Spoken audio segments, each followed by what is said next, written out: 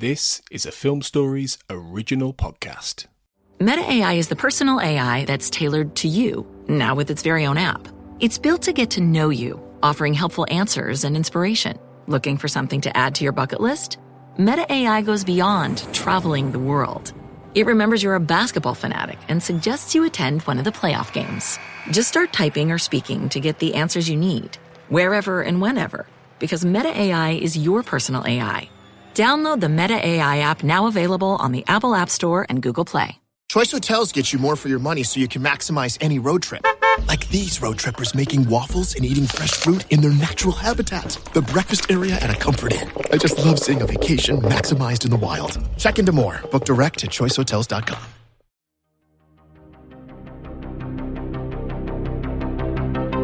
This is Writers on Film, the only podcast dedicated to books on cinema.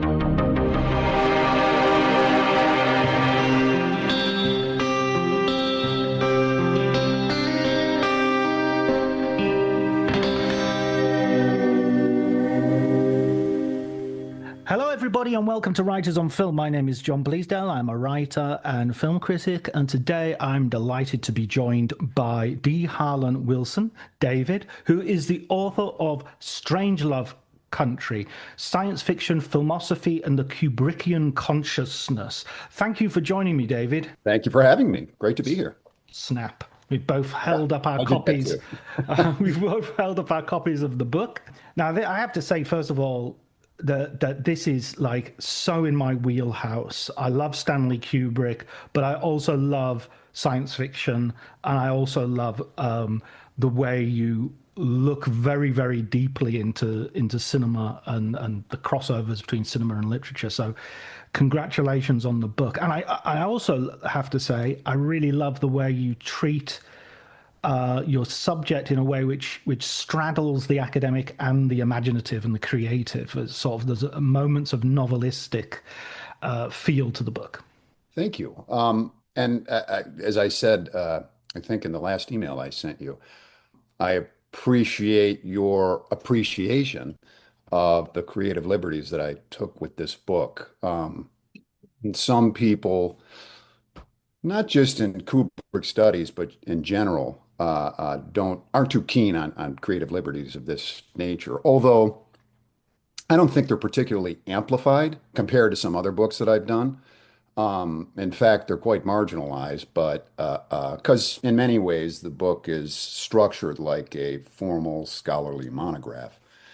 But it was largely my creativity, I guess, was largely enabled by Daniel Frampton's monograph, Filmosophy, which is sort of the operating theoretical apparatus that I apply to Kubrick's cinema. Yeah. But again, as I said in that email, that creative impetus can rub some people the wrong way, but people who are into it really tend to love it. Yeah, I always feel that it's a sort of, emperor's no clothes sort of situation where when you're using a creative thing, you've got to make sure the emperor's got some clothes on.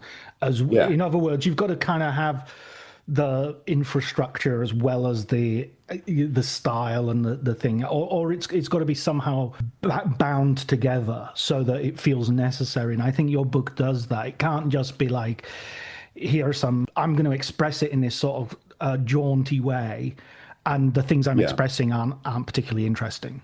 Yeah, and I kind of feel like I got lucky in the way in which everything did kind of come together, because my point of departure wasn't with Frampton. I wanted to look at, and I mentioned this in the introduction in some depth, I wanted to look at Kubrick's futurist cinema, specifically in terms of desire as it's been theorized by various, what I call, and have been called, theory punks, the likes of, above all, Deleuze. And I applied a specific type of desire to each of Kubrick's futurist films, Dr. Strangelove, 2001: A Space Odyssey, Clockwork Orange, and then finally AI, artificial intelligence, which he worked on for years with Spielberg, and then Spielberg ended up doing the film. So I started conceiving of the book in terms of applying a specific type of desire to each of those films. And then I brought in Frampton's that theoretical apparatus of filmosophy. And it just, I've written books where things don't come together so well. I really think things came together in this book in the end in a way that's so tight that I've never accomplished before. So I'm really happy with that. Yeah, it must be a thrilling experience when that happens, and likewise, if it doesn't happen, it must be so galling. Yeah, it's terrible when it doesn't happen. Terrifying. Yeah, Yeah. yeah, Just for our listeners, Gilles Deleuze is probably the film philosopher who's most influential in setting up the very beginnings of the idea of film philosophy. I mean, there are some others, Stanley Cavell, etc., although I think he does it in a very, very different way. One of the main ideas you're taking from Deleuze is this idea that essentially watching a film is analogous to the way your brain works, the way your mind works. And so the screen is ultimately in your head, and that seems to be and correct me if I'm wrong, it's that right as the core sort of idea that you're taking?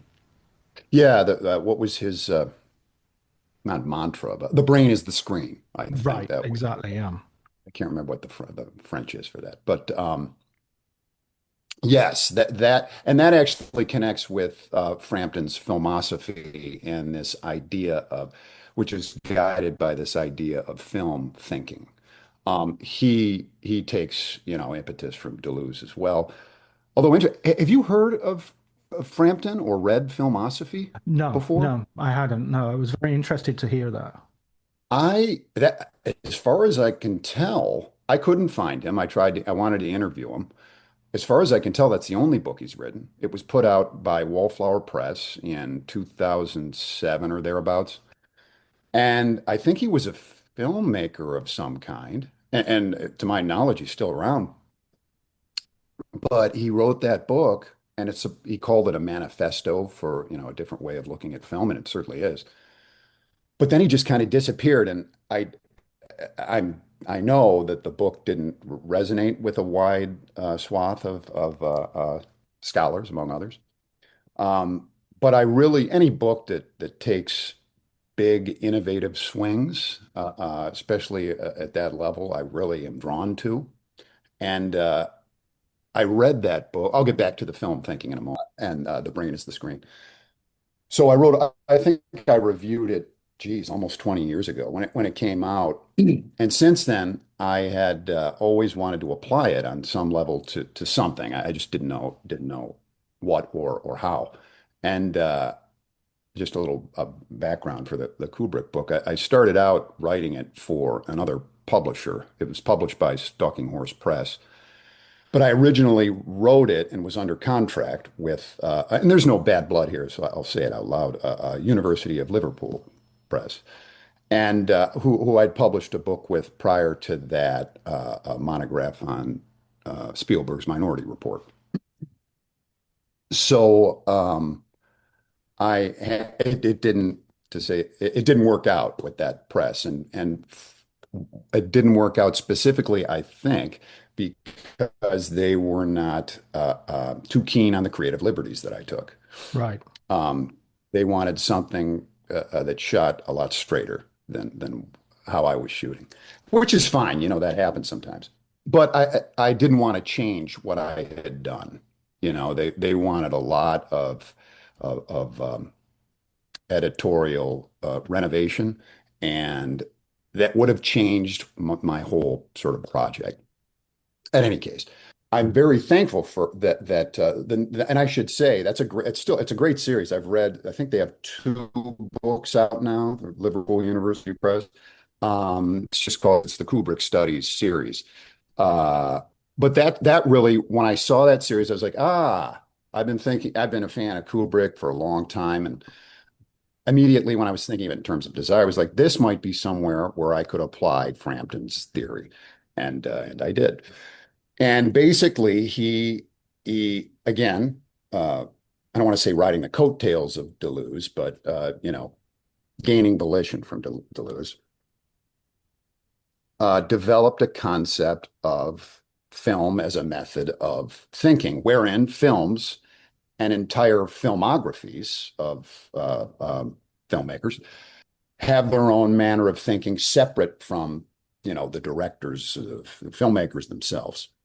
Not just in terms of, the way in which viewers subjectively process and interpret films. His argument is that, they work like a brain. They work like a separate entity, an alien entity almost, if you will. And found that very appealing, not only in and of itself, but in terms of thinking about Kubrick's cinema, especially because so often Kubrick has been criticized for, I was just rereading my introduction this morning, for instance, being, let's say, misogynist. While at the same time, other critics will say, well, that's not true at all. He's, in fact, very much the opposite of that. I really think you can approach him as a moralist, an immoralist, or an amoralist. And there's plenty of evidence from his films to back up either of those arguments. So what the apparatus of filmosophy, and Deleuze allowed me to do was to kind of remove that scholarly maelstrom, I guess, of interpretation and look at Kubrick, at least, through my own perspective, with fresh eyes.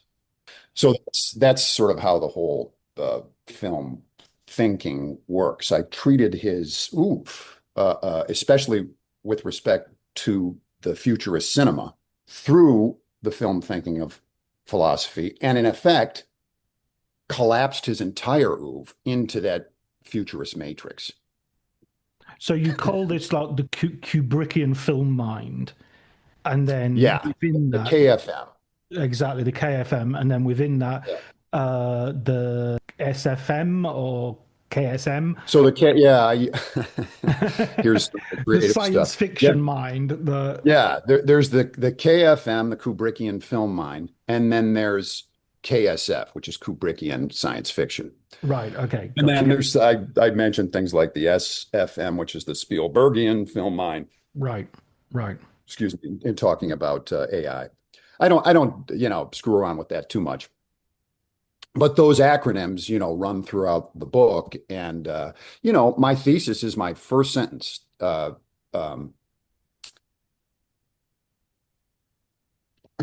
Science fiction. I can't even remember it now. Science fiction enabled Stanley Kubrick to become Kubrickian.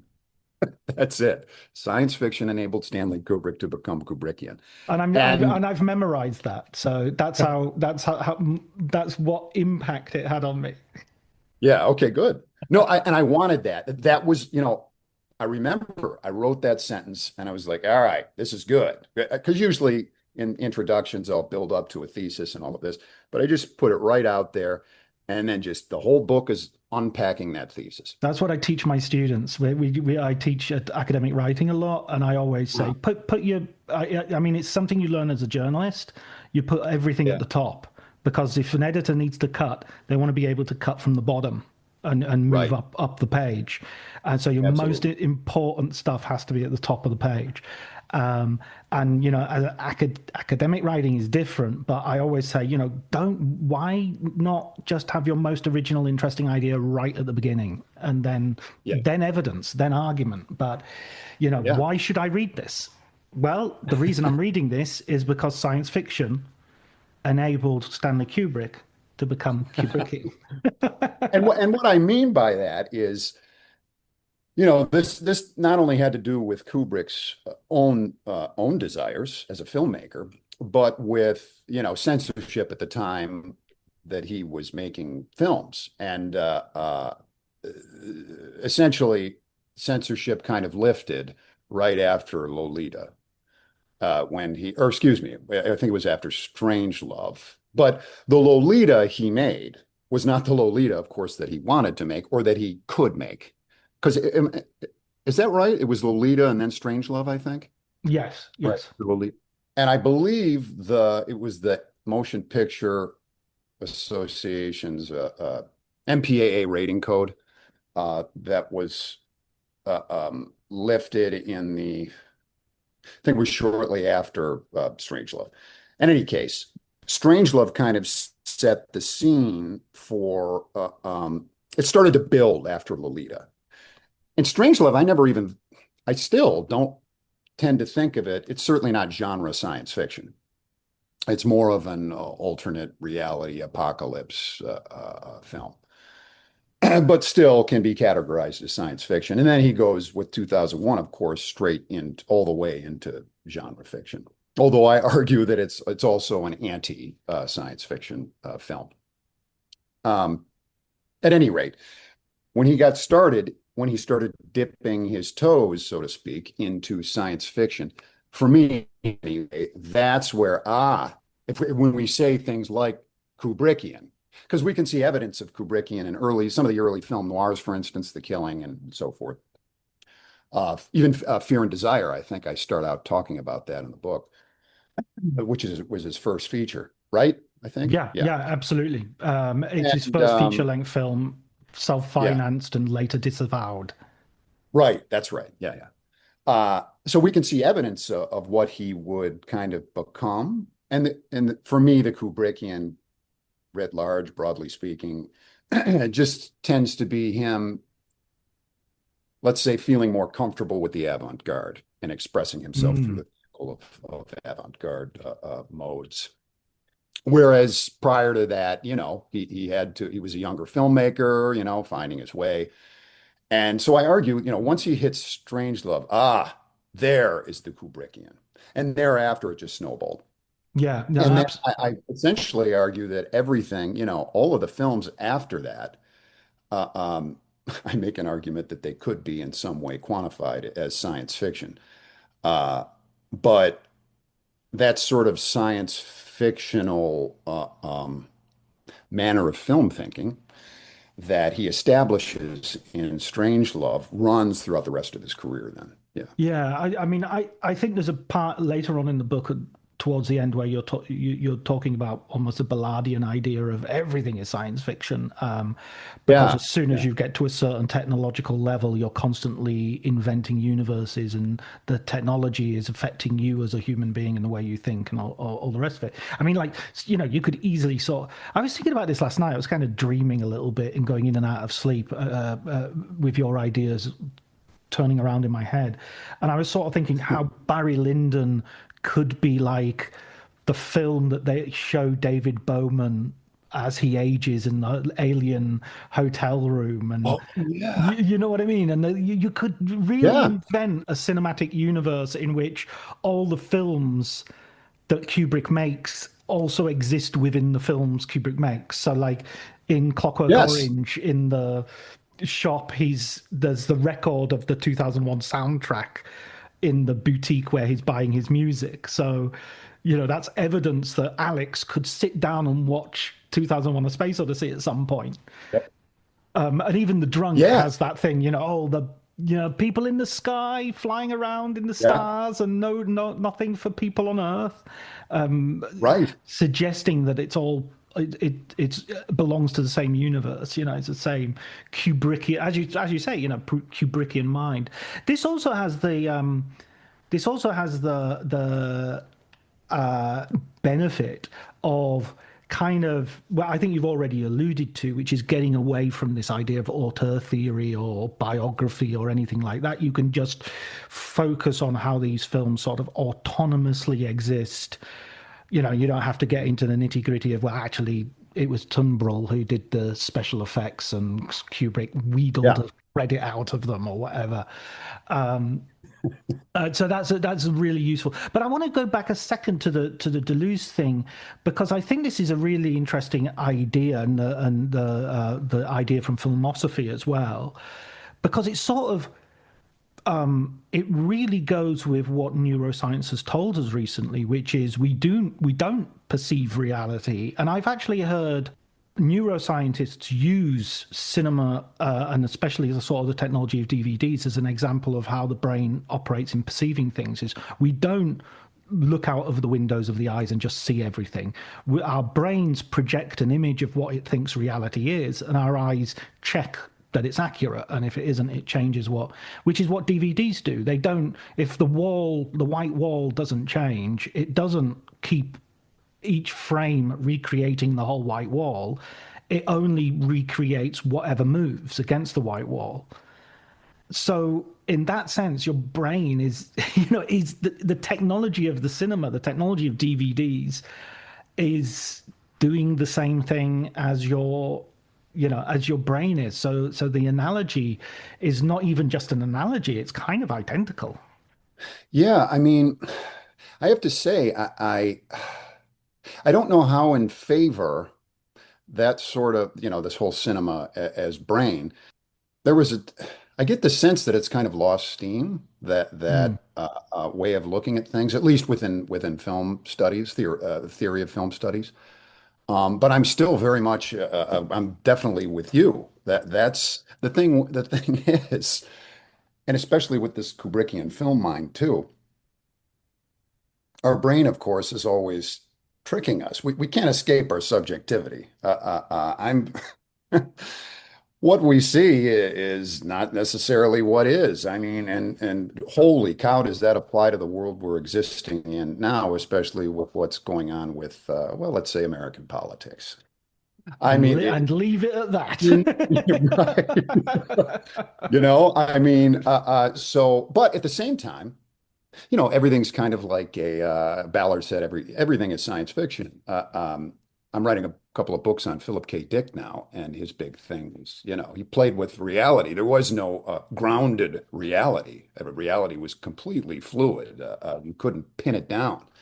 And, that's an apt metaphor for the human condition. Yeah. Yeah, But absolutely. especially the cinematic human condition. One of my arguments, another argument in this book is that, we all, whether we like it or not, um, now have cinematic consciousnesses. Although cinematic is probably the wrong word as we move away from, film towards TV and streaming, and it's all a result of, phone culture. But Yeah, yeah, yeah, I mean that's really. Well, I think we're going to come back to this at some point. But let's head sure. into the movies because I think this is a way that a lot of people will be familiar with the movies, and so we can sort of solidify some of these ideas to some degree, or allow them to remain fluid but pour over the wonderful molds that these movies. So we start with Strangelove, and as you said, Strangelove is a film which to some degree escapes easy categorization. It's not obviously science fiction. You could watch it as a war film. I remember Yeah. watching it and thinking that the footage of the outdoor attack was like real footage that he'd just sort of edited into the movie, which I think is such a wonderful. I love those naive readings you have of a film when you're a kid, and you think, well, wow, that he's done his job, hasn't he? If that's what I genuinely thought. Yeah, yeah. And he made a concerted effort to blend a docu-realistic footage with the crazy antics that happen in Strangelove, because in addition, it could be a war film, it could be a science fiction film, but it's also, of course, a riotous satire and comedy, slapstick comedy. So it's kind of crazy just in that way in terms of its multi-generic status. Um, Sorry, what Well, was it's the was yeah, it was one of those dreaded more a comment than a question sort of oh, that's okay. things. Um, but yes, no, absolutely. On that sort of dichotomy, you have that docu-realistic thing and the horror and the nightmare, but all the names are crazy, Swiftian, Mandrake, Yeah, yeah, yeah. Jack Yes. the Ripper, And that's why I mentioned, so yeah, that's a good point of departure.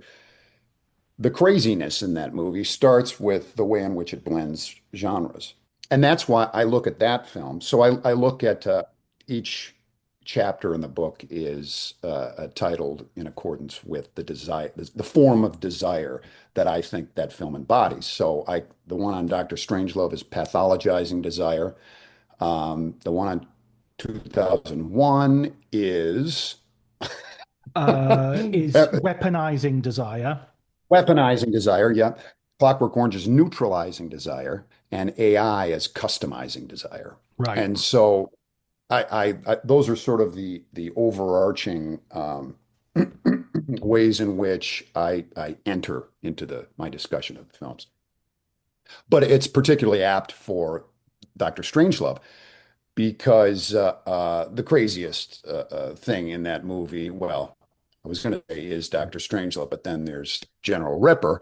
But Ripper is everybody is kind of a symptom of Strangelove's pathology. And I established that in my reading of that film, among other things. But then that in particular, I trace throughout the book. And Strangelove for me becomes a kind of ghost that haunts Kubrick's cinema after that and can be applied to all of the films thereafter. And I do that, with the films that I look at. So there's this operating insanity in Kubrick's films. But Kubrick, no matter what he's doing, there is some satire involved there, even in his most tame, sort of dramatic and subtler moments. He is commenting on the human condition again and again. Yeah.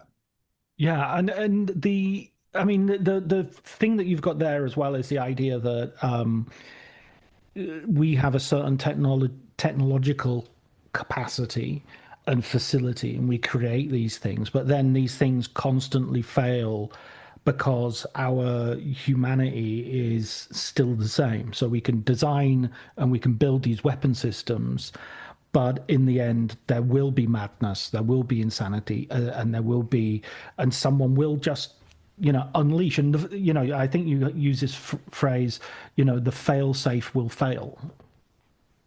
Yeah. Yeah. And that was one of his, the themes that I think that emerges in a lot of his films. This fear of machines and especially of machines malfunctioning. You see it, of course, in Strangelove in 2001, the HAL malfunctions, to say the least. In A Clockwork Orange, the system is the machine that sort of malfunctions against the malfunctioning Alex, but he's a product of his circumstances and culture. And then in AI too, the humanity, actually, that AI is so interesting. And I'm really glad. At first, I wasn't going to write about that, but it's so profoundly and dynamically comments in a retrospective way on the three other films that I just mentioned. And the big machine in that, humanity kind of becomes a cyborg. The metaphor for that are the AIs.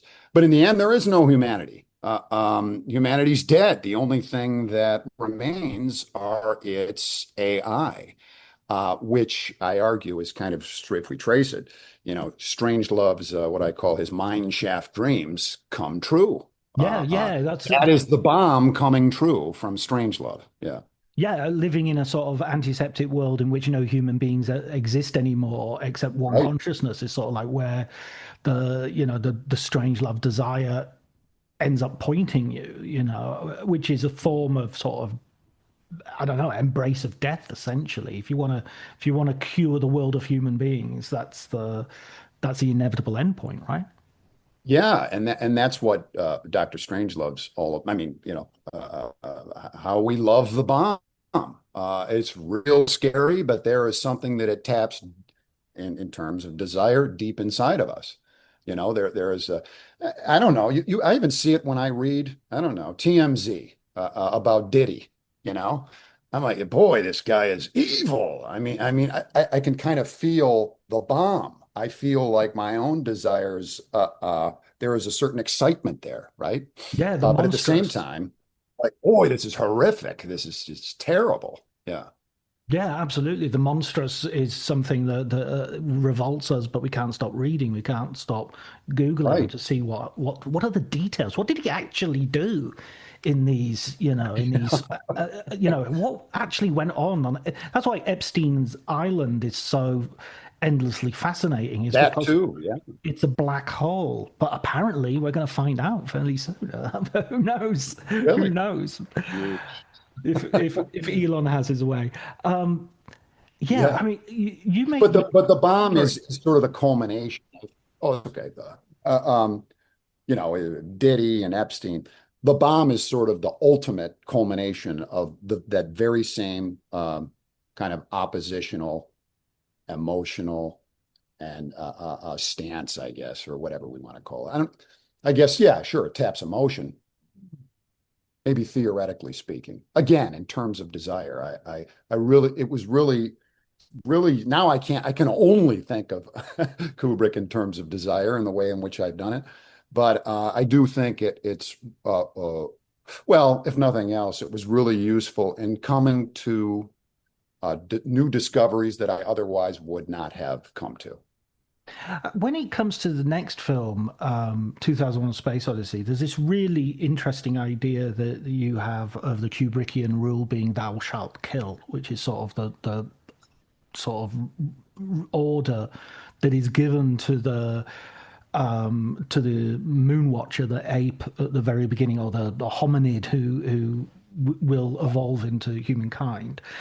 And it's another example. Inverting, Yeah, exactly. thou shalt kill, of course, inverting the biblical tenth, or I don't know what commandment that is, but that's not my idea. I pulled that from somebody else, but yeah. Right, right. But that's really fascinating. But what I one of the things I was sort of like I wanted to ask you, because this was a sort of question that popped into my head, and it's kind of connects to the idea of the brain mind and other stuff as well, is why view the monolith as a phallus and not as a vagina? I think you could absolutely, as with everything Kubrickian, I think you can absolutely view it that way as well. Right. My reading in this, though, is all about the phallus with respect to desire. I mean, geez, you could invert what I've done in this book and read it absolutely the other way. I'm sure there's a reading there. What's your reading of the monolith as Well, feminine, ultimately rather than masculine? the reason I say that is because I think I mean, it's obvious the thing like, okay, it's oblong, okay, and it's vertical, and you could say, okay, it looks like a penis because of that, which it kind of doesn't, because penises aren't oblong and they're vertical depending on your point of view and your mood. Right. But a woman, a woman's pubic area could be seen as vertical and roughly Sure. speaking that kind of shape if we're going to go very roughly with the shape. Also, they enter the monolith. Yes. It's a And womb. It gives birth to a new form of humanity, the precisely, monolith. Yeah. it doesn't sort of do anything that it's not a functional phallus, if you like. I mean, you could say, well, it's a symbolic Yeah. phallus, and certainly, I mean, I'm not going to be a contrarian about it. The scene Sure. where the monkeys are sort of worshipping the monolith, it's very, it's very obvious how it looks. Yeah. But it's almost as if, like as you were saying earlier about the fluidity of, you could see him as a misogynist or you could see him as anti-misogynistic and give a totally Yep. different reading.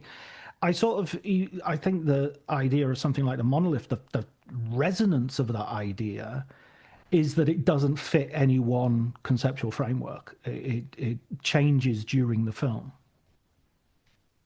Yeah, yeah. And you could make the argument too that it is, the aliens who we never see. They Mm. are a manifestation of the impossible, yet they clearly are doing something.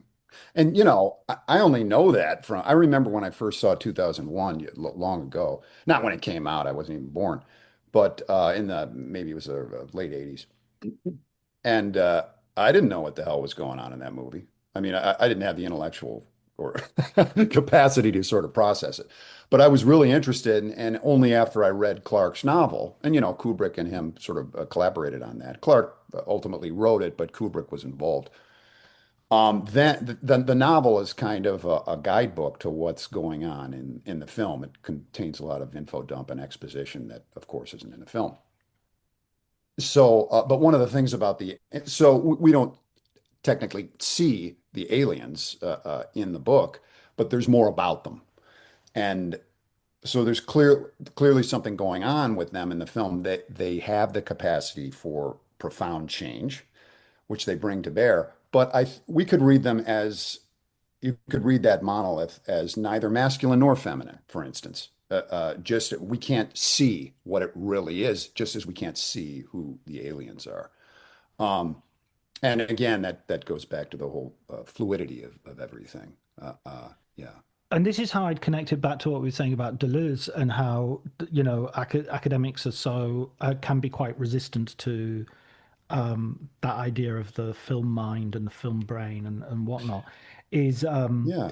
It seems that they keep tenaciously a grip on Freud, even when like Freud in his major field of study has been Yeah. largely abandoned, and it always feels sort of like, okay, so you're not willing to accept this, which kind of people are saying this is actually how the mind operates, but you are willing to stick to this sort of more cultural. I mean, I think Freud's fine as a sort of cultural touchstone, a way Yeah. of so a kind of a pretty good and adept literary critic.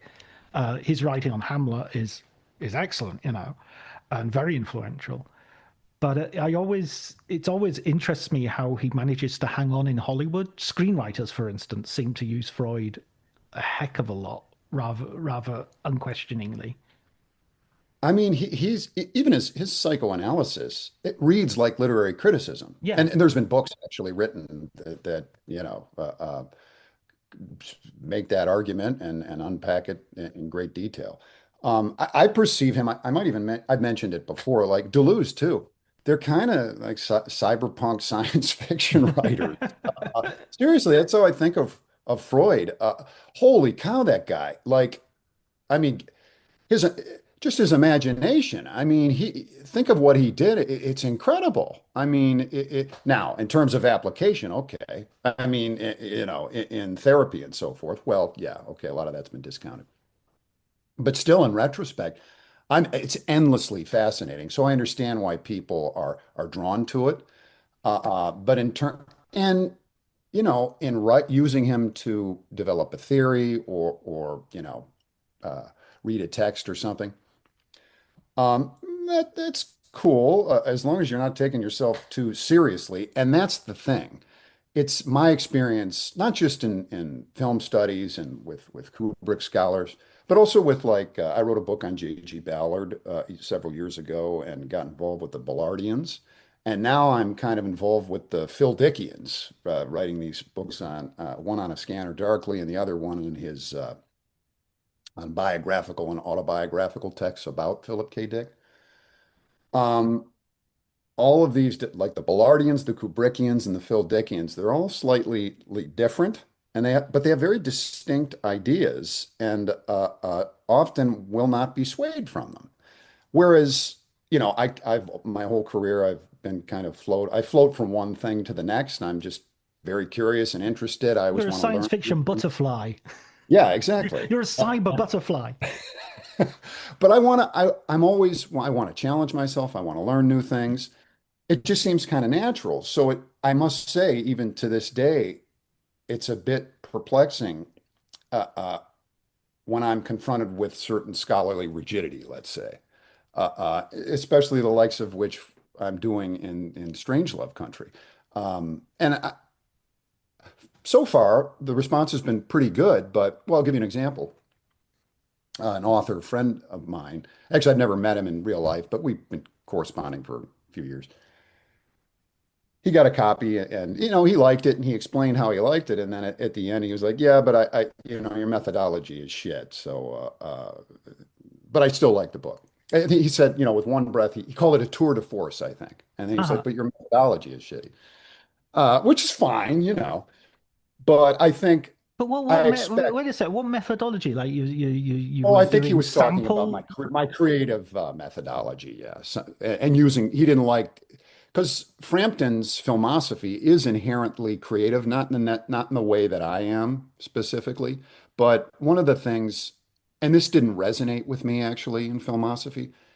He focuses on is how the emotional resonance, or rather the way in which films can elicit emotions in viewers and how we should use those emotions to read the films. That didn't quite resonate with me, but that's Right. one of the more imaginative flights he takes. Um, in any case, yeah, it always kind of boils down to that. And when somebody says, I think I mentioned this in the acknowledgments, it's like if somebody tells me, you can't do it this way, this is no good. I'm going to do it that way times 1,000. For fuck that. And why can't we? I think that honestly, especially in this world, again, there needs to be more exploration of this nature. Uh, I Absolutely. really do. And it seems Yeah. totally in fitting, it seems totally consonant with the subjects that you're studying as well. I mean, it's like Yeah. Philip K. Yeah. Yeah. How can you study Philip K. Dick and say, no, you have to stick to one rigid way of looking at stuff? And it Right. even irks me the idea that somebody would talk with this sort of faux scientific social science word like methodology. It's like I'm not doing sample studies. I'm not in a fucking lab. What's the methodology? You read the books, you watch the movies, and to think about it. Right. What else? I mean, you're dressing it up in a white coat and pretend and putting your safety goggles on. Yeah. Now you've dropped the f bomb. I can too. Fuck that. Yeah, exactly. Let's move on to a film which I think you were really fascinated by, and it's a film that I find not problematic in the sort of capital P sense that it's used today in terms of misogyny and what, although there is that too. Yeah. But I find kind of it doesn't get me the same way. It's my least rewatched of the Kubrick movies, Mhm. which is to say I've rewatched it a lot, but just not Not to as the much. Yeah. exactly to not yeah. I mean, Kubrick is one of those filmmakers. Any film that you're watching of his is your favorite film. Yeah. It's Yeah. like you. Oh, I don't think much of Full Metal Jacket, but when I'm watching he's never made a better film than this. This is the best film he's Yeah. made. Um, You're so right. There's so few filmmakers that can do that. I mean, really, yeah, yeah, I absolutely have that same experience. Yeah. yeah. I mean, even again, people can say what they like about Eyes Wide Shut, and you make the point that a lot of people have changed. It's a film that the most people change their minds about. I think that film. Yep. So many I mean, people and watch I it and did. just yeah, precisely. Same here. I remember watching it twice at the cinema and thinking, okay, okay, and then okay. And then when I got like a box set on DVD or something, I watched it again and thought, this might be my favorite Kubrick. Yeah. Yeah. Can't work out what the fuck it is. Um, so let's talk about Clockwork Orange. I couldn't Sure. see this film until the late 90s, I think, in any version It that was was. banned. Yeah, it was. We Yeah. watched it in a video from Holland with Dutch subtitles, really poor quality, which kind of made it look like a snuff movie. And in some ways, I think that's the best time I've ever seen it. I think when I saw it all cleaned up and everything else, then it sort of convinced me less at that Yeah. point. Where does this stand in your journey with desire?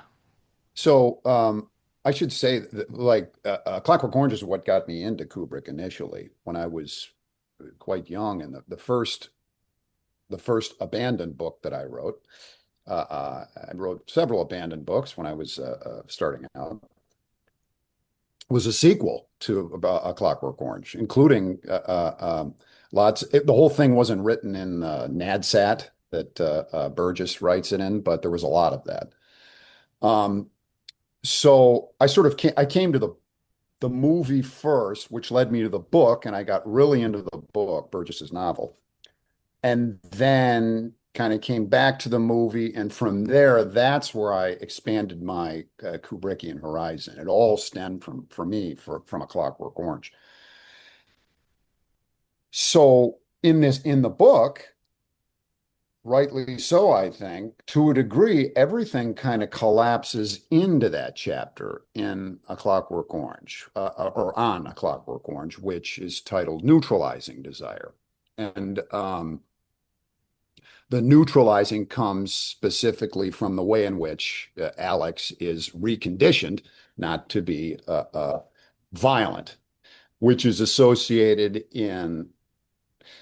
to a degree in the film, but more in Burgess's novel. It's associated with normative teenage behavior, that level of violence in that near future, which is essentially a manifestation of Strangelovian violence that is perverted or amplified or both. And incidentally, you can't neutralize desire. They try, and it fails in the end because Alex is then reconditioned, or rather, we come full circle. He goes back to where he used to be. And this has been written about a lot in Burgess's novel.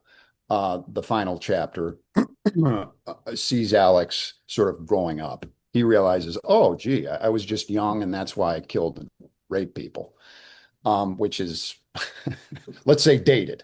But Kubrick. Well, I don't know. In the days of Andrew Tate and sort of the kind of moral panic which is going on about young men at the moment. Yeah, that's true. It's almost like we're back to the well, boys will, as you say in the book, Burgess's idea is more or less boys will be boys. They'll just be they'll go through periods of ultra violence and then grow out of it, hopefully. Right. Yeah, we're experiencing, speaking of Freud, the return of the repressed in multiple ways right now. God, you can't let go of Freud, can you? It's brilliant. I mean, I can see now how wrong I am. Come back, Freud. All is forgiven. But, Kubrick removes that last chapter from his movie, which changes the sort of message because that moral, Burgess has a moral. The moral for Kubrick is not, oh, okay, he grew out of it. The moral is you can't escape this. You can't escape the bomb inside of yourself. That bomb's going to go off. You can try as hard as you want. It's going to get us in the end. And that, above all, is how the film sort of speaks to my how I view desire throughout the Kubrickian. Yeah, and it's I mean, I always think a little bit like we've been talking already with Clockwork Orange, and in a sense, this has been the hints in terms of Eyes Wide Shut and to some degree Full Metal Jacket as well, is there's a generic sort of slipperiness about Clockwork Orange. Because, I mean, you can watch it 1,000 times and forget how funny it is, for instance. Yeah. And I'm always surprised that it's so much talked about as this sort of very violent film and everything. And I've kind of never really thought of it as that violent. It seems, I mean, violence is there and unpleasant violence is there. Yep. But it's not, it doesn't embody violence to me. There's no bits that I feel squeamish or, oh, ow, that looked like it hurt. Yeah. And the humor is what drew me to it, first and foremost. And I didn't really perceive it as a science fiction film. It's certainly not a science fiction film, the likes of which 2001 is, but it's set in a dystopian near future. But speaking of the violence, I'm on the exact same page as you. The thing with there are two, when he kills, breaks into the writer's house and rapes his wife, when he and the Droogs do. The scene in which they're in that theater and battling with Billy Boy and his gang, and there's that girl that Billy Boy was going to rape and runs off. Which is a little bit like, a saloon fight in a Lee Marvin comedy western, Over the top, right? Yeah. And that breaking chairs over each other and stuff, Yeah. he was riffing on that for sure, but in a cartoon like way, you Yeah, know. exactly. Yeah, And then when he kills the cat lady with the penis, yeah, the porcelain penis, you know, am I missing? Like those are pretty isolated acts of violence in that. There's some other things. Uh, uh, but I think at the time, again, ratings codes had just been lifted. So people hadn't seen a lot of that on screen, I'm assuming. At least, for a feature film of that nature.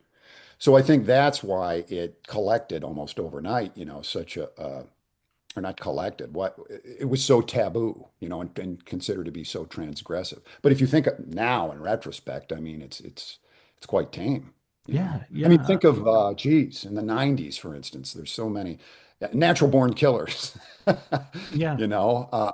Uh, the end of that, I think they're running around the uh, the jail with Tommy Lee Jones's head on a stick. And there's just extreme instances of violence mixed with extreme humor, mixed with animation. For me, Natural Born Killers is another version of A Clockwork Orange. Yeah, oh Um, yeah, but absolutely. yeah, uh, but yeah, again, and actually, Natural Born Killers, even you don't see a lot of that today. That could be made today, I think, and it would still be talked about as pretty transgressive, whereas A Clockwork Orange, not so much. So Yeah. in its historical context, I think that's where it gains a lot of this sort of valence. Yeah.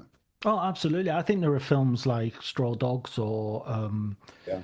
I mean, Straw Dogs was remade. I never saw the remake, so I It couldn't was say. okay. It Yeah, could have been okay. worse. Right, okay. Okay. But I mean, but the original's really, I quite like the original. right.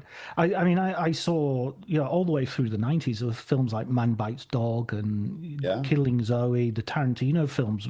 People forget Tarantino films were, I remember watching those and feeling like, oh, I mean, the cutting off of the ear in Reservoir Dogs Yeah. was I always go to the ear. Yeah. When yeah, you mention, absolutely. yeah. These were, I think even if you watch them today, they still have a sense of danger to them. You Yep.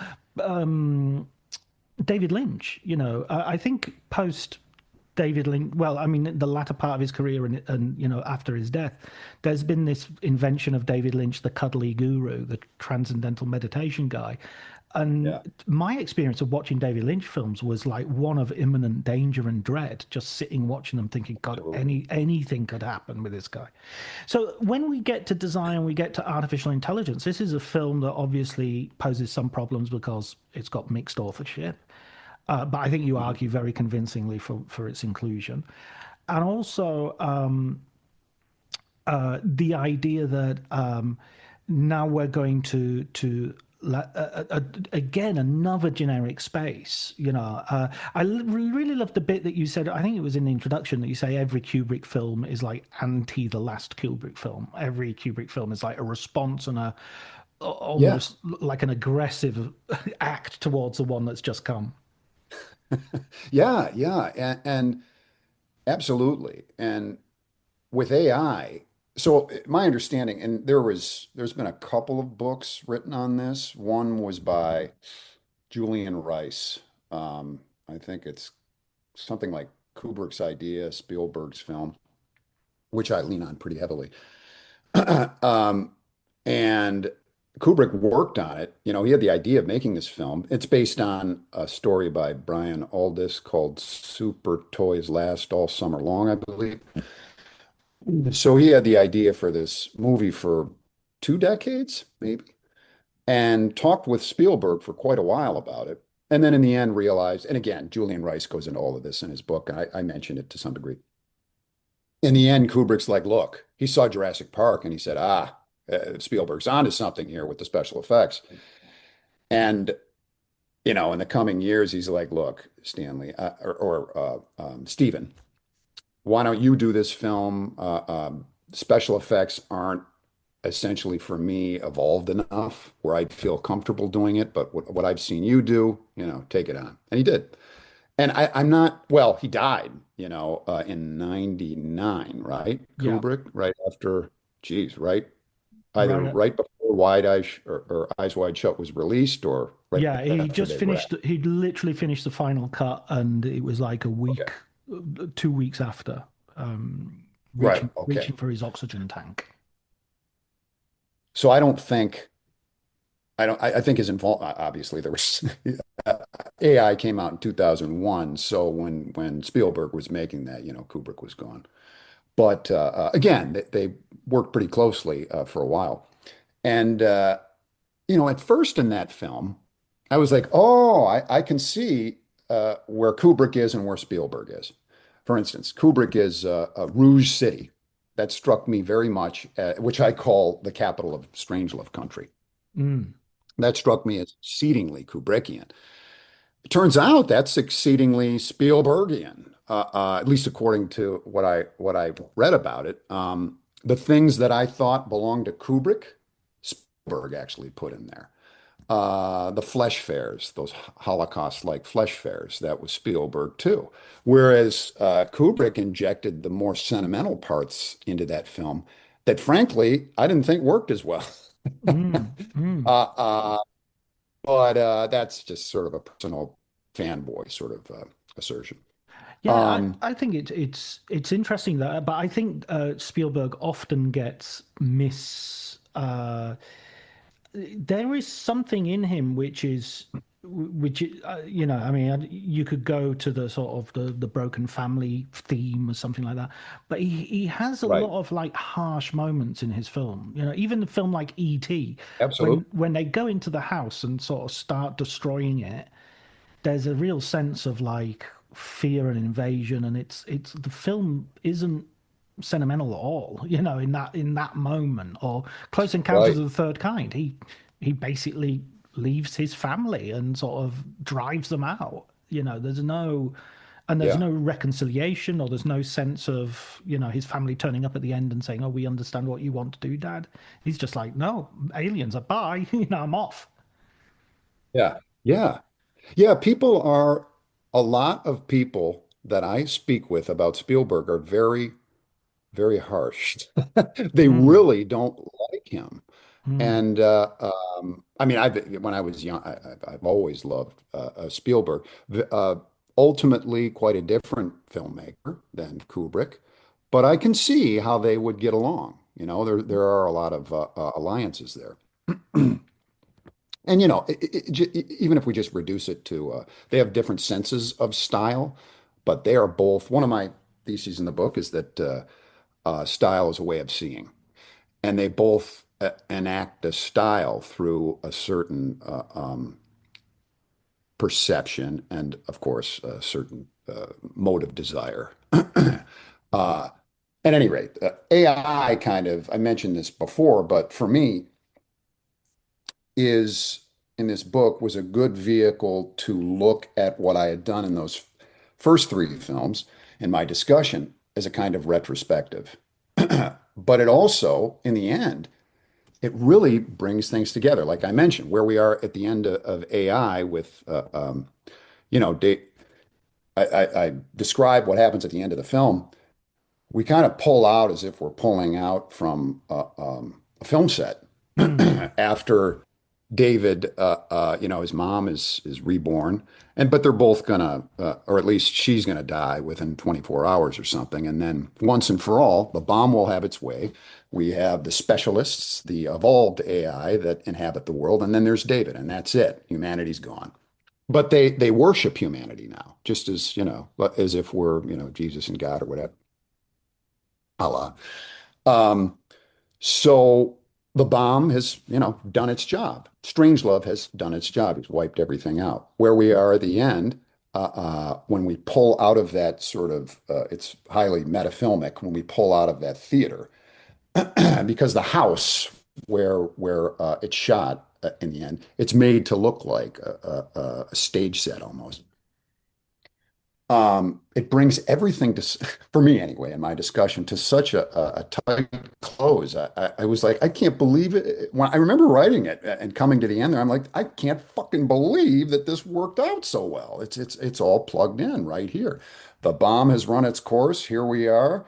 I guess the future of humanity will be once and for all technological, uh, but we were made human by, if we think of it in terms of 2001, the technology of the monolith, which injected that desire for violence that we see in A Clockwork Orange into Moonwatcher. And all of that, was instigated by Strangelove in the first movie there, Dr. Strangelove. So there's that thread that just starts in Strangelove, builds, builds, builds, very nicely concludes in AI. And that's, yeah, kind of it was almost not effortless or seamless, but um, Kubrick's films, just as J.G. Ballard's oeuvre, I think I did pretty good in that book too. Uh, uh, J.G. Ballard's oeuvre and Kubrick's oeuvre too made it easier for me because there is such cohesion. There's almost a geometry there for both of them, where it's math. It just works out. Whether almost as if I felt like more of a vehicle to some degree. Yeah, it's like music almost. There's a harmony that's going on. Yeah, You just absolutely. works between you and Yeah. the material. And there's nothing worse as an academic or as a writer or something, sort of feeling the resistance when you're pushing an idea and you think, oh shit, maybe the Yes. idea's wrong. I mean, that's what you got to do.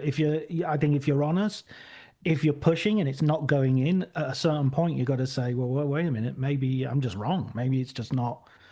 It's not. There's a reason there's not that ease. It's And I also think a lot about how constantly, to a fault, when I'm writing, because I don't just sort of bang it out. I write very slowly, but I just write every day. But I'm constantly thinking about reader response too, and how certain ideas, what effects they may have, and all of that. So that's an added kind of stressor. yeah, no, but I mean that's understandable as well. So there's a sort of a question I really want to ask, which I was thinking of towards the end of the book, and sort of started thinking with the Clockwork Orange chapter, and went through, and it's something that you refer to in the book as well, because you refer to the certain things. You say that Kubrick drops the ball when it comes to race. There's, with the exception of Oh, James yeah. Earl Jones, there's no one. Everyone's white in Doctor Strangelove. 2001 is kind of worse than Doctor Strangelove. You don't have a character who is, I mean, everybody is credibly white. It's not, they're not just white, they're eating sort of chicken sandwiches on the way to on the Yeah. moon, it's that sort of the white It's white boy bread. day The for sure. the Yeah. bread is white. Everything is white. When you get to Clockwork Orange, likewise, England was a multiracial country in the 60s and 70s. It had, uh, and and yeah, AI. I'm not sure how much that applies to AI because you've got a different. There's a little more diversity there. Yeah. And Spielberg himself is much more tuned to that sort of idea himself. He's Yeah. got children who are from different races and what have you. But I was thinking the same thing in terms of women, because you're talking about desire, and you're talking kind of specific. You specify, this is phallic desire, this is male desire, this is. So I was wondering, what about female desire? Is that a different type of thing? Is it the same thing? Is it how does that fit into the Kubrickian film mind? Well, boy, that's a big question. Is that another book? Well, it is. No, it really is. Right. Absolutely. But you know, this is mostly a critique. What I argue is that, let's say, the Kubrickian film mind satirizes and critiques collectively through its cinema, specifically techno-masculine desire. Right. Women are support that critique, just in a way that they are almost entirely occupy supporting roles. I do make an argument, though, that who's gosh, in Doctor Strangelove, it's the strongest female, I argue, in is at least in the futurist cinema. She's a secretary. So She's Miss George C. Scott. Miss Scott, yeah. She actually, the way she's framed, the sound of her voice, the way in which she supplements kind of George C. Scott. She doesn't have a lot of screen time, but that screen time is really powerful.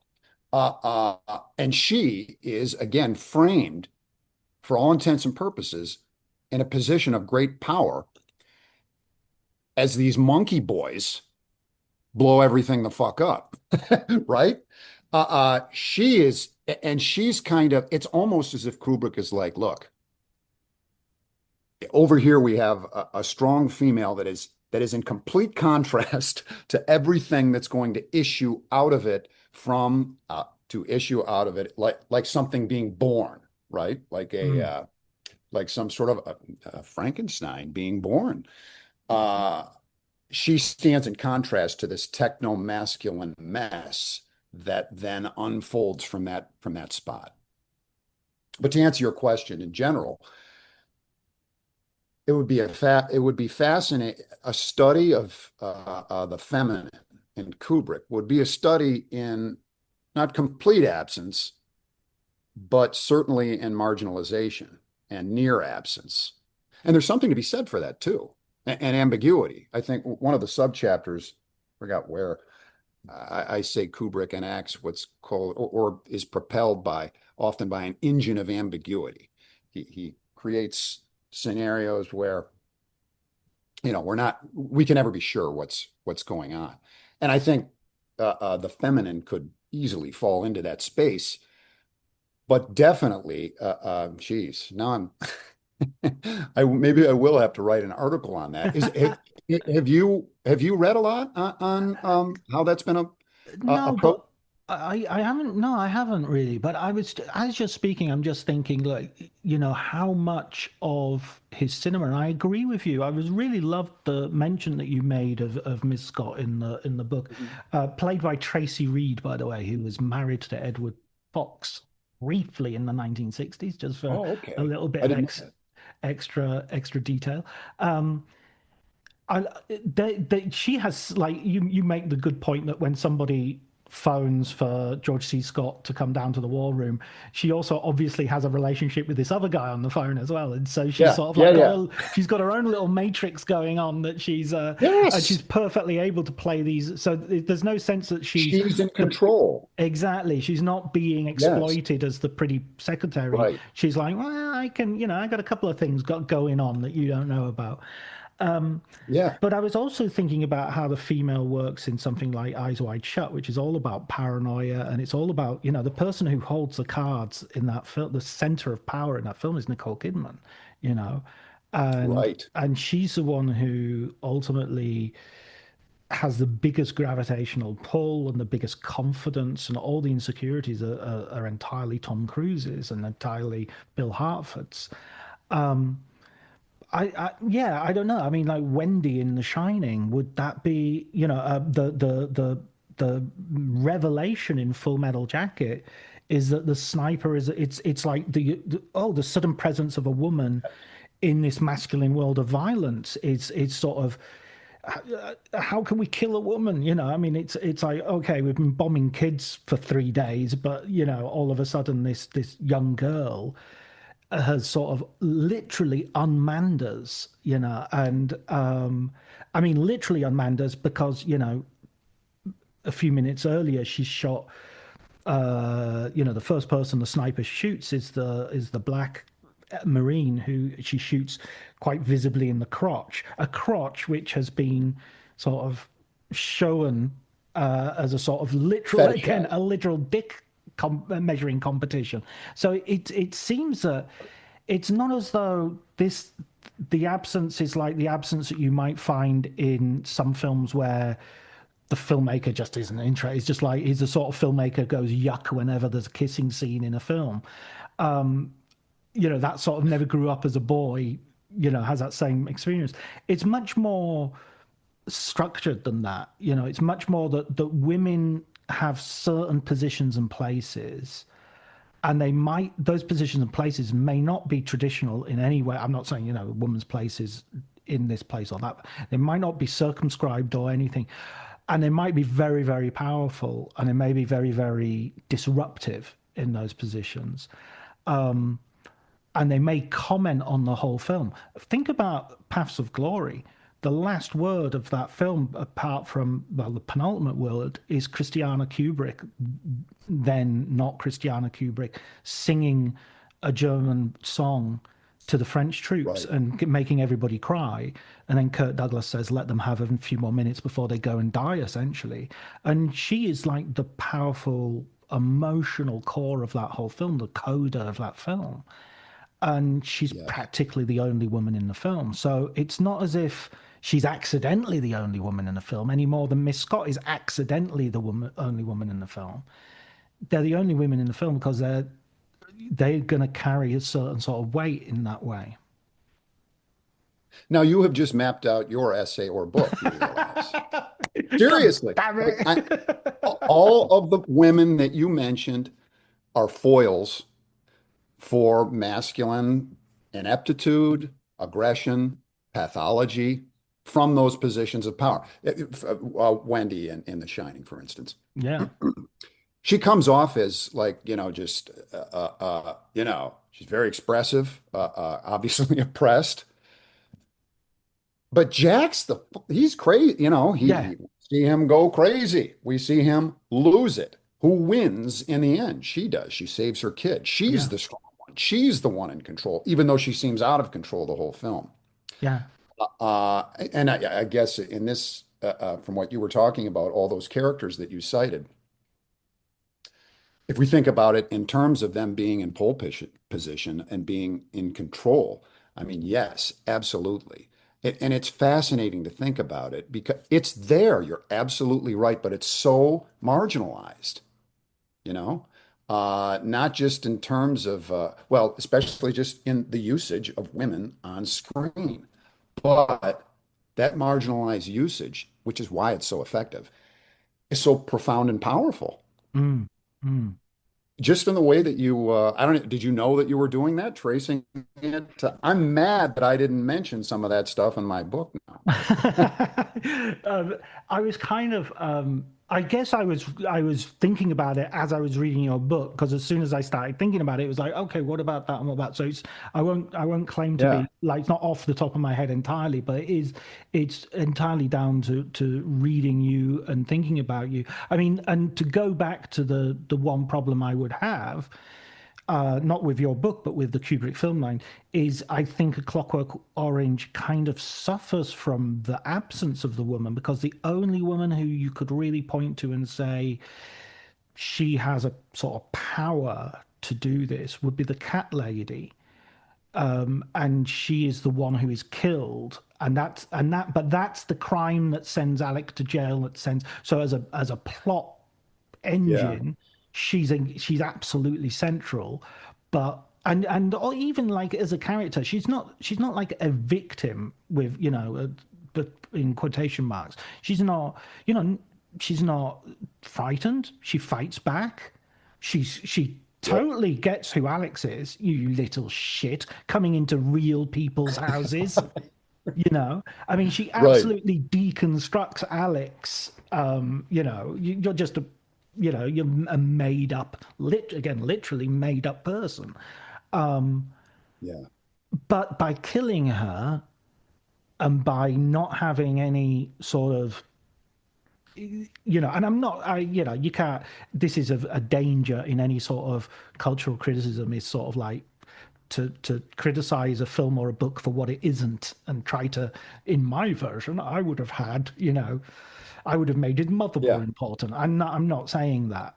It's just No, not at all. But I mean, that's what criticism's all about, though. It's supposed to facilitate more ideas and criticism. yeah, A lot of scholars are like, how dare you say that about my book or whatever. I love criticism and negative and good, whatever. I mentioned this at the end. It's like, whatever you think about Frampton's book, and I have something to say about A Clockwork Orange in a moment. Whatever you think about Frampton's book, for instance, good scholarship amplifies the critical imagination, and it allowed me to, see things in a new light. And if people take issue with my book or any book, good.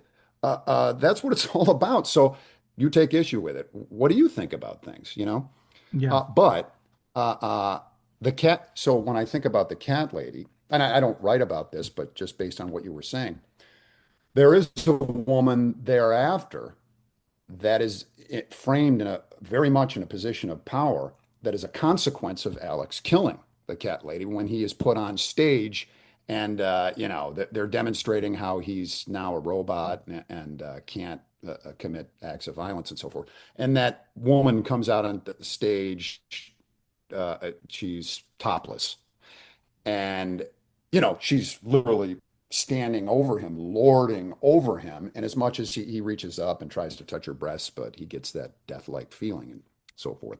So I don't know. Maybe we could read that as an extension of him killing the cat lady.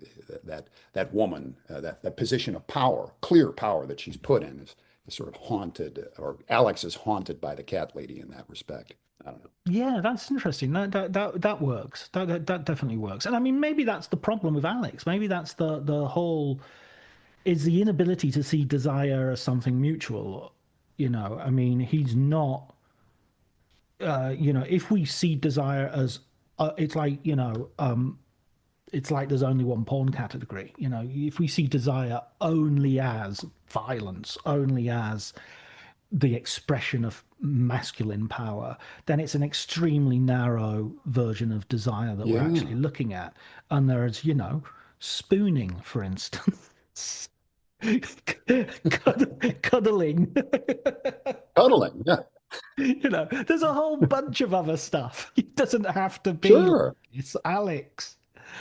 Um, you know, um, and the fact is that is But I take. Go ahead. I think that's actually included in the critique of the film, as you describe the dream sequences have and the fantasy sequences are all sort of bad Hollywood, and they're all. I mean, I was really interested to Yeah. watch. I'm not sure if have you ever seen Funeral Parade of Roses, the Japanese film. No, It's well I worth haven't. watching. This is a really influential film for Kubrick for A Clockwork Orange. I forget the director, but I'll cut out the bit where I say I forget the director, and I will say I it. should probably know that. Oh no, it's a kind of obscure. It's Funeral Parade of Roses from '69, so really contemporary with Clockwork Orange by Toshio Matsumoto, and Okay. it's a queer film. So it's unusual in several aspects. But the reason it's interesting in terms of it uses a lot of the similar techniques to Clockwork Orange, speeds up sex scenes, Mhm. uses art in a way that is very pop and very of its Oh, time, but okay. very bold and very experimental. And Kubrick was a great admirer. But I'm also interested that he's watching gay cinema and queer cinema Yeah. as a way of thinking. Okay, just before you make this film about a young man, in this sort of very heteronormative, transgressive, but via violence rather than transgressive, transgressive, but in a very recognized way. Yeah.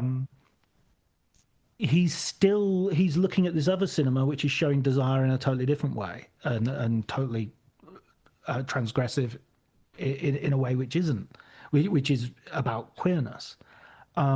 So yeah, that's also sort of. I mean, it's a long time since I've seen it, but Funeral Parade of Roses is a really interesting point of I'll comparison. definitely check that out. I Mm. mean, ultimately, I think he was interested in doing like me. It's hard for me to kind of. I always have to. I want to do something new with every new book that I write, and I want to outdo what I've done before that. And he seems to be guided by that same desire. And speaking of desire, yeah, you're absolutely right. Of course, there's all kinds of different ways in which desire manifests itself, channels itself, and so forth. But I mentioned in the beginning, I mean, my view of desire comes directly from Deleuze and Guattari in the book. It's either Anti-Oedipus or A Thousand Plateaus, wherein they say that one sentence, there is only desire in the social and nothing else, which is to say, desire is kind of everything. You remove desire from the human, well, what's left? Well, there is no social, there is no society, there is no culture. All of this is a result of desire. And I would argue, at least for the present day human condition, and going back to the Industrial Revolution, desire connected to technology. And in the case of Kubrick's futurist cinema, its relationship with masculinity, Yeah, at least in terms of how I'm approaching the material. absolutely, absolutely. Wow, wow. What a conversation, man. We've got into we got into the nitty-gritty and we went It was into the great. metaphysical and we went into the physical. Listen, one last question that I ask Sure. everybody, David, which is, can you give us a recommendation, a film book recommendation for our listeners? A film book recommendation? Sure. What am I reading now? So I'm going to say, here, give me a sec. I'm going to go get it. Sure. Is that all right? Yeah, yeah, sure. No, I don't know if I don't know if I'd choose this book if I had more time to think about it, but just off the top of my head, it's called Ends of Cinema. Oh, good cover. I think it was published in 2020. Uh, University of Minnesota Press. It's just a collection of essays. I won't try to pronounce the editor's names. Ends of Cinema, though. I do cite it in my book. Specifically, one of the essays has to do with how cinema is, since its inception, late 19th century, consistently been dying and then being reborn, at least in terms of how it's been processed by film critics. So, but there's lots of interesting essays in the collection that take innovative and new looks at cinema. Yeah. I've just written an article called well, no, it's about not the end of cinema, but end of cinemas. Um, Oh, I feel that's the more urgent problem. I think cinema is going to continue the way music continues. It's an art form, but yeah. actual theatrical spaces where you can go and sit and watch movies, they close every day, and they close for Yep. very specific economic reasons. And so you don't need to save cinema, but you could actually save cinemas, by. I mean, often they're failing for their own self-sabotage of the industry. They tend to have this thing of becoming their competitors, which is not a good way of competing. So for instance, I was talking to this French cinema owner. He owns a string of cinemas, and he was saying, we don't compete with Netflix, we compete with restaurants. If someone is leaving the house, they're leaving the house to go to the cinema or restaurant. And so we've got to make the cinema better than the restaurant. And so what we do is we have food Oh, in the cinema, and that way people can come to the cinema, eat, and watch a film. But you're not going to get good food in a cinema. Not in the way you will. If you want to eat, you go to the restaurant. So the cinema offering yeah. food is not really that solution. And then the studios think, okay, what we do is we're against the streamers. We're competing with the streamers. So we're going to make films which are similar to what the streamers are doing. We're going to become like them. So we're going to make episodic cinema. We're going to make sequels and loads of stuff like that, and we're going to tie it in. But if that's all you can see at the cinema is the next Marvel movie or the next Star Wars movie or the next whatever, then I can stay at home and watch it on Disney Plus or Right. the streamer. You've made yourself obsolescent. You've made yourself redundant.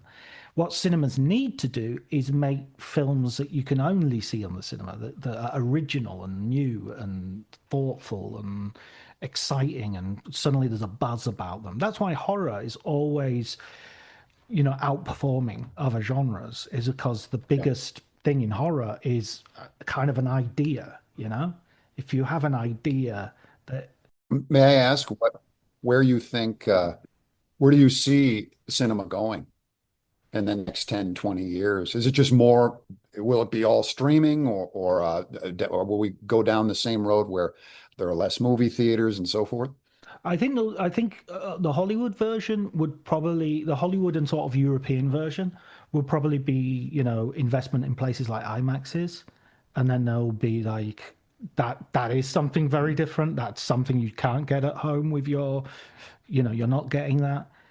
So I think Yeah. that will probably proliferate, but that's very expensive to film and to Yeah. to produce. So it's you know, so that I think that's one possible thing. I think world cinema is really healthy. I think American cinema, American studio films are really unhealthy, you know? Yeah. Yeah. Having said that, you have Barbie and Oppenheimer come out the same year, and suddenly you've got record-breaking box office. So you don't really need that many films in uh, for Hollywood to turn a profit. The problem is you don't have the proliferation of really high quality drama and really high quality at the cinema. That's not there in terms of an American Hollywood model anymore. That's in TV. And the same thing's true of Britain. Britain doesn't create a really broad variety of film. It creates two or three really good independent films a year, maybe two or three Paddington style films a year, and that's it. I mean, compared to say the French or the Germans or the Spanish, or even the Italians, will will have just much more turnover. The Italians, the French, they make loads and loads of comedies, which never travel internationally. And they're not very good, but they are a cinematic way of talking to the nation, you know? Sure. So lots of people go and see them. And, that doesn't happen. There's no English. All the British cinema is always got one eye on across the Atlantic. The biggest ambition Britain has is to please America, and culturally it's airstrip one, you know. So and that sort of hamstrings it as an independent culture. I feel France doesn't need to worry about selling to England. It's not going to America. It's not going to sell to America. It's going to be in. You could make the most entertaining action movie in the world, and if it's in French, it's going to be looked at as art house. Yeah. It can literally be Yeah. John Wick, and it'd be like, oh, but it's in French, so it's like it's art house. I'm very curious to see where sort of, I don't know, is this art house blockbuster? I don't know what it is. Something like A24 films. I'm very curious to see what direction those go, and will it become, like everything else, kind of homogenized and all of that, or will it, because, to some degree that's happened a little, but for my part, that's where I find, I don't even know if I mean, they say it's independent, but it's pretty big now. It's at least connected with studio. Yeah. Um, but I perceive it as kind of an art house studio form. That's a brand. And that's kind of where I gravitate if I'm going to do that sort of thing. But, good things like that, they tend not to last very long. Yeah, I mean that's about look. Miramax, when it started, was this independent distributor with a lot of power. Quentin Tarantino, and Yeah. they got foreign language films into American cinemas, and they got them in. They got Benini and whatnot, winning awards at the Oscars and things like that. There are business models that can work. A24 is very successful at branding itself. Mubi Yeah. is has making that crossover now, because ultimately they recognize there is an audience. People do want serious cinema. People do want to go to places and watch movies. You're always gonna have a large market for that sort of thing. It's just finding an economic model which will be sustainable, because ultimately you're always relying on a certain diet of a certain output and turnover. And because films are so expensive to make, You don't need many to fail before you're in real trouble. It's very easy to overextend yourself. I mean, what was it? New Line? New Line had the Lord of the Rings films and then went bankrupt less than a decade afterwards, It's like, how could you possibly go bankrupt after making the Lord of the Rings films? Surely you had enough money to, but they, Golden Compass, they didn't make the follow-up to that because they basically, they were in the toilet financially. Yeah, it's sorry, go ahead, dude. No, I'm just spitballing now. Do you happen to know what happened? I have two daughters. We were talking, and we watch a lot of movies together. Do you know what happened with those not Tolkien, C.S. Lewis movies? Two of them were made, and then they just stopped. Yeah, and again, I think was that for similar reasons, a studio problem? I think I think they're very expensive movies, and they. I don't know if what was it. Prince Caspian was the second one. I think they might have just got to the point where they the thing is, right, this is because I've just written an article on sequels, and I was going back to the 1970s and why didn't Spielberg want to do Jaws 2? And the economic model used to be that for the sequel of any film, they would give you 2/3 of the budget that they gave you for the first film. And the calculation was, you have the first film, your possible audience is everybody. The second film, your possible audience is everybody who saw the first film. So you're already getting a fraction of a fraction.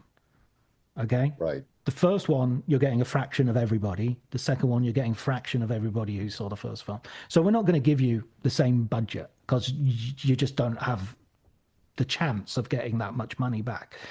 So we'll give you a fraction of it and we'll take the money and run, and if, Charlton Heston doesn't want to be in it, don't worry, we've still got the monkeys. And if Peter Sellers is asking for too much money, don't worry, Alan Arkin can play Inspector Clouseau as well as Peter Sellers.